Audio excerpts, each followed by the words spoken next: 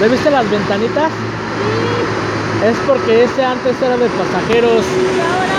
Lo hacen de carga. Ese nada más es de carga.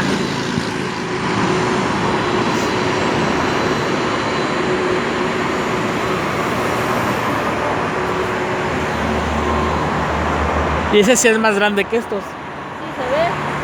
La chaval sí se ve. Sí.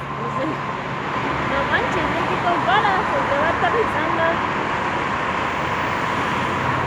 ¿Cómo? ¿Qué comparas? ¿A qué va a aterrizar? ¿Por este tierno? No Mira, esa parte tiene la puerta roja, ¿ya viste? Y luego se le ve como una raya negra. manches. Es la puerta de carga, ahí meten la carga por ahí. Es la que vimos que le quitan. La que le quitan y le mandan poner. Es eso.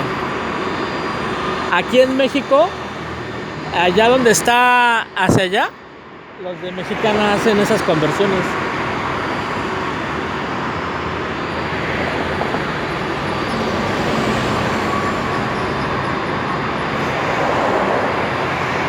Ese que me decías, no sé por qué se le quitan y le ponen y le hacen. Es una puertita. ¿Eh?